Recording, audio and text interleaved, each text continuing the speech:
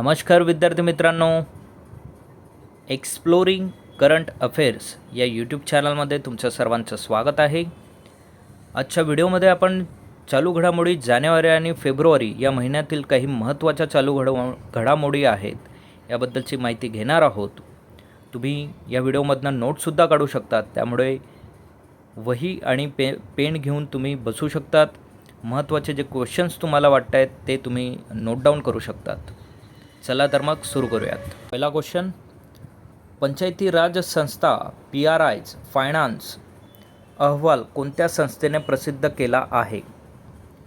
तर तो RBI या संस्थेने प्रसिद्ध केलेला आहे. RBIचं फुल फॉर्म आहे रिझर्व्ह बँक ऑफ इंडिया. तर या रिझर्व्ह बँक ऑफ इंडियाबद्दलचे महत्त्वाचे पॉईंट्स आपण बघूयात. तर 1 एप्रिल 1935 रोजी रिझर्व्ह बँक ऑफ इंडिया ही स्थापना झाली. 1934 नुसार त्यांचे कामकाज हे सुरू झालेले आहेत. त्याचबरोबर 15 ऑगस्ट 1947 रोजी भारताच्या स्वातंत्र्यानंतर 1 जानेवारी 1949 रोजी भारतीय रिझर्व्ह बँकेचे राष्ट्रीयकरण करण्यात आले आहे. CD देशमुख हे भारतीय रिझर्व्ह बँकेचे पहिले भारतीय गव्हर्नर म्हणून होते. यावर सुद्धा तुम्हाला प्रश्न विचारू शकतात. रिझर्व्ह बँकेचे पहिले भारतीय गव्हर्नर कोण होते? तर ते CD देशमुख हे होते.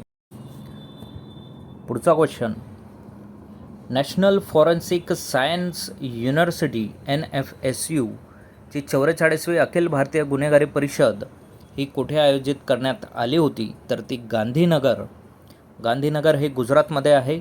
तर येथे ते आयोजित करण्यात आली होती.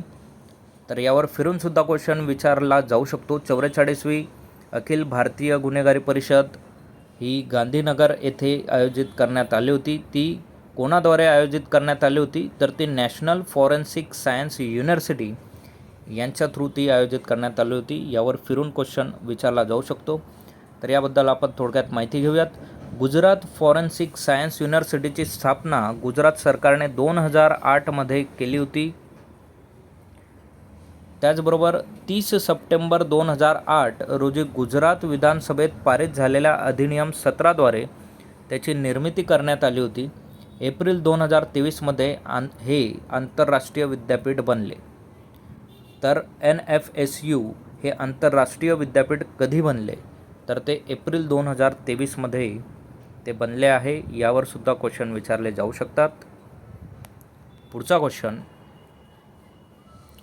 अलीकडेच भारताने कोणत्या देशाला मागे टाकून जागतिक स्तरावर 4थ्या क्रमांकाचे इक्विटी मार्केट बनले आहे? तर ते सिंगापूर या देशाला मागे टाकून इक्विटी मार्केटमध्ये 4थ्या क्रमांकाचे इक्विटी मार्केट बनलेले आहे. तर याबद्दल महत्त्वाचे पॉईंट्स बघूयात. तर इसवी सन 1875 साली स्थापन झालेले मुंबई स्टॉक एक्सचेंजची फिरोज जीजीभॉय टॉवर्स नावाची वर्तमान इमारत आहे. त्याचबरोबर जगभरातील इक्विटी ब्रँड सिक्युरिटीजचे एकूण बाजार भांडवल 1980 2.5 लाख कोटी अमेरिकन डॉलरवरून 2018च्या अखेरीस 68.65 ट्रिलियन अमेरिकन डॉलरपर्यंत वाढलेले आहे. सो यात एक प्रश्न अजून बनू शकतो की मुंबई स्टॉक एक्सचेंजची स्थापना कधी झालेली आहे? तर ती 1875 झालेली आहे. पुढचा क्वेश्चन,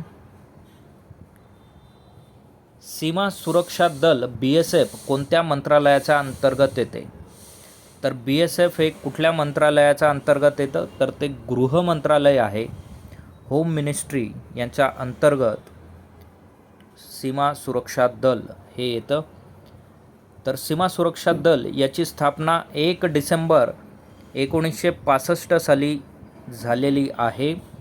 सेनापती राकेश अस्थाना डायरेक्टर जनरल BSFचे आहेत. ब्रीदवाक्य जीवनपर्यंत कर्तव्य, ड्युटी अनटू डेथ. तर हे त्याचं ब्रीदवाक्य आहे. सो यावरही प्रश्न बनवू शकतात. BSF याचा फुल फॉर्म आहे बॉर्डर सिक्युरिटी फोर्स, सीमा सुरक्षा दल. तर यांचे ब्रीद वाक्य कोणते? तर जीवनपर्यंत कर्तव्य. पुढचा क्वेश्चन, झोम्बी व्हायरस खालीलपैकी कोणत्याशी संबंधित आहे? तर तो प्राचीन व्हायरस आर्क्टिक परमाफ्रॉस्टमध्ये गोठलेले आहेत. तर प्राचीन व्हायरस आहे जे आर्क्टिक परमाफ्रॉस्टमध्ये गोठलेले आहेत, त्याच्याशी संबंधित हा झोम्बी व्हायरस आहे. झोम्बी हा इंग्रजी शब्द 1819मध्ये ब्राझीलच्या इतिहासात प्रथम कवी रॉबर्ट साउथी यांनी झोम्बी या स्वरूपात नोंदवला होता. तर आर्क्टिक झोम्बी विषाणू सायबेरियामध्ये सापडला होता आणि हजारो वर्षापासून परमाफ्रॉस्टमध्ये अडकला होता. तर पुढचा क्वेश्चन, एम व्यंकय्या नायडू यांना नुकताच पद्मविभूषण पुरस्कार जाहीर झाला आहे. ते कोणत्या कालावधीत भारताचे उपराष्ट्रपती होते? तर ते 2017 ते 2022 पर्यंत भारताचे उपराष्ट्रपती होते. त्यांना पद्मविभूषण सुद्धा देण्यात आलेला आहे. पद्मविभूषण पुरस्कार त्यांना जाहीर झालेला आहे. तर या पद्मविभूषण पुरस्कारामध्ये 5 व्यक्तींना हा पुरस्कार जाहीर झालेला आहे. यात व्यंकय्या नायडू आहेत, चिरंजीवी आहेत, वैजंतीमाला आहेत, ब्रिंदेश्वर पाठक यांना मरणोत्तर दिला आहे आणि पद्मा सुब्रमण्यम यांना हा पद्मविभूषण पुरस्कार जाहीर झालेला आहे. तर यात असाही प्रश्न विचारला जाऊ शकतो की 2024मध्ये पद्मविभूषण पुरस्कार खालीलपैकी कोणाला मरणोत्तर बहाल करण्यात आलेला आहे? तर तो मरणोत्तर ब्रिंदेश्वर पाठक यांना मरणोत्तर बहाल करण्यात आलेला आहे. सो अशाच प्रश्नांमधनं आपण स्वतः यावर 2-3 क्वेश्चन्स रिपीट पद्धतीने बनवलेत, तर याबद्दलचं प्रिपरेशन हे आपलं अजून चांगल्या पद्धतीने होतं.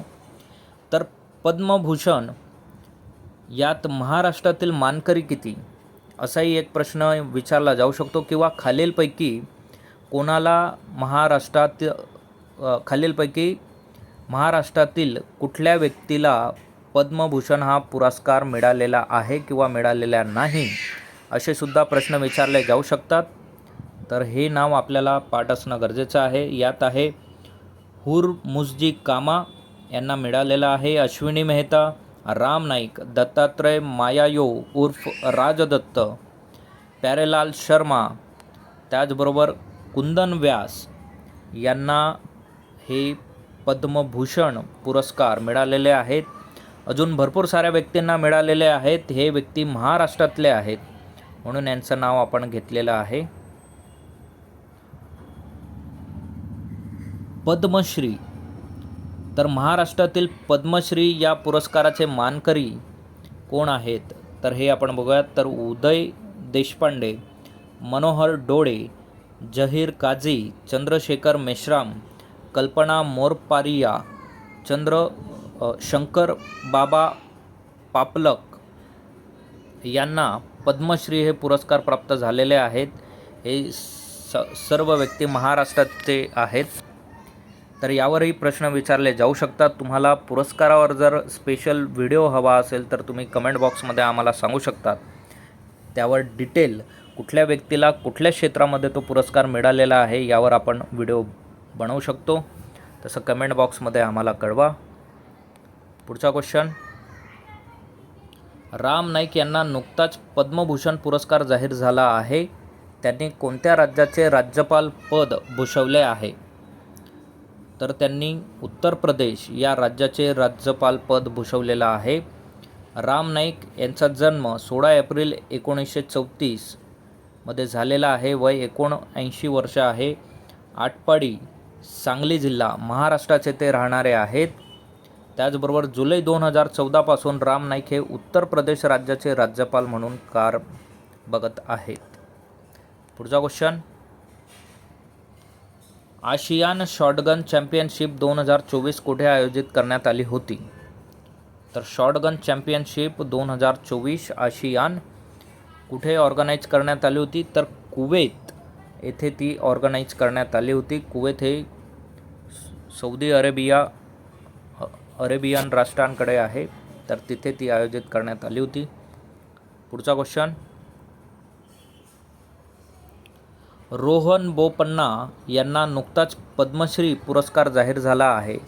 ते कोणत्या खेळाशी संबंधित आहेत? तर ते टेनिस या खेळाशी संबंधित आहेत. पुढचा क्वेश्चन, आशियन शॉटगन चॅम्पियनशिप 2024मध्ये भारताने एकूण किती पदके जिंकली आहेत? तर टोटल 8 पदे त्यांनी जिंकलेली आहेत. आणि यावरच आपण नुकताच प्रश्न बघितला, तर आशियान शॉटगन चॅम्पियनशिप कुठे आयोजित करण्यात आली होती? तर कुवेत येथे ती आयोजित करण्यात आली होती. पुढचा क्वेश्चन, टाटाने भारतातील पहिला खाजगी हेलिकॉप्टर असेंब्ली लाईन उभारण्यासाठी कोणाशी करार केलेला आहे? तर तो एअरबस या कंपनीशी करार करण्यात आलेला आहे. पुढचा क्वेश्चन, उत्तर प्रदेश सरकारने कोणत्या महिला क्रिकेटपटूची UP पोलिसात DSP पदावर नियुक्ती केली आहे? तर दीप्ती शर्मा या महिला क्रिकेटपटूची DSP म्हणून त्यांनी नियुक्ती इथे केलेली आहे. पुढचा क्वेश्चन, प्रथम श्रेणी क्रिकेटमध्ये सर्वात जलद त्रिशतक करणारा फलंदाज कोण बनला आहे? तर तो तन्मय अग्रवाल हा बनलेला आहे. त्रिशतक त्यांनी केलेलं आहे. पुढचा क्वेश्चन, कोणत्या राज्य सरकारने अलीकडेच रस्ता सुरक्षा दल सुरू केला आहे? तर पंजाब या सरकारने रस्ता सुरक्षा दल याची स्थापना केलेली आहे. पुढचा क्वेश्चन, भारतीय लष्कर कोणत्या देशासोबत सदा तानसिक हा संयुक्त लष्करी सराव आयोजित करत आहेत? तर तो सौदी अरेबिया यांच्यासोबत सदा तानसिक हा लष्करी सराव आपण करत आहोत. यावर प्रश्न विचारले जाऊ शकतात. सदा तानसिक हा लष्करी सराव कोणत्या 2 राज्यांमध्ये करण्यात येत आहे? तर भारत आणि सौदी अरेबिया या 2 राष्ट्रांमध्ये तो करण्यात येत आहे. पुढचा क्वेश्चन, मेळघाट व्याघ्र प्रकल्प कोणत्या राज्यात आहे? तर आपल्या महाराष्ट्रात हा प्रकल्प आहे. मेळघाट अभयारण्य व्याघ्र प्रकल्पांपैकी एक आहे. अमरावती जिल्ह्याच्या उत्तरेकडे सातपुडा पर्वतरांगा असून या रांगांच्या उत्तरेकडे मध्य प्रदेश राज्य आहे. गुगामल राष्ट्रीय उद्यान याच अभयारण्याचे पूर्वीचे गाभा क्षेत्र होते. पुढचा क्वेश्चन, हेनली पासपोर्ट इंडेक्स 2024 मध्ये भारताचा क्रमांक किती आहे? तर तो 85वा आहे.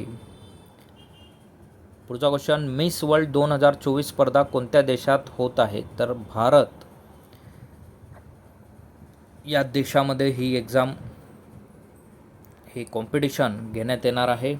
बॅडमिंटन आशिया टीम चॅम्पियनशिप 2024मध्ये कोणत्या देशाचा महिला बॅडमिंटन संघाने विजेतेपद पटकावले? तर ते भारताने पटकावले आहे. 2024मध्ये कोणते शहर युनेस्कोच्या जागतिक वारसा समितीचे सत्र आयोजित करेल? तर नवी दिल्ली हे शहर ते सत्र आयोजित करणार आहे. नुकतीच भारताने आपली युनिफाईड पेमेंट इंटरफेस UPI सेवा श्रीलंका आणि मॉरिशसमध्ये विस्तारली. UPI पेमेंट स्वीकारणारा पहिला युरोपियन देश कोणता? तर तो फ्रान्स हा पहिला देश आहे. हेनली पासपोर्ट इंडेक्स 2024नुसार किती देश भारतीय नागरिकांना व्हिसा मुक्त प्रवेश देतात? तर 62 देश हे भारतीयांना व्हिसामुक्त प्रवेश देतात.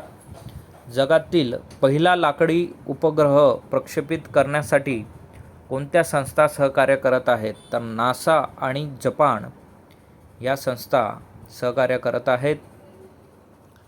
परराष्ट्र मंत्री डॉक्टर S. जयशंकर यांच्या उपस्थितीत 60वी म्युनिक सुरक्षा परिषद कोठे होत आहे? तर ती जर्मनी येथे ही परिषद होत आहे, 60वी म्युनिक सुरक्षा परिषद.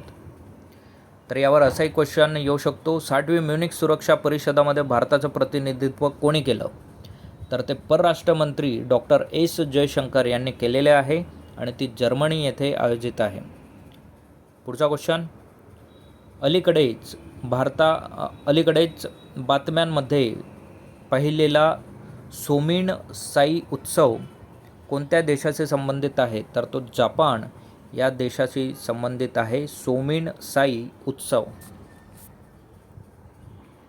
सो हे काही महत्त्वाचे करंट अफेअर्सबद्दलचे अपडेट्स आपण या व्हिडिओमध्ये बघितलेत.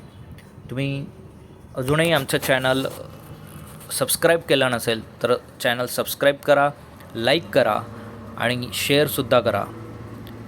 थँक्यू. धन्यवाद. जय हिंद.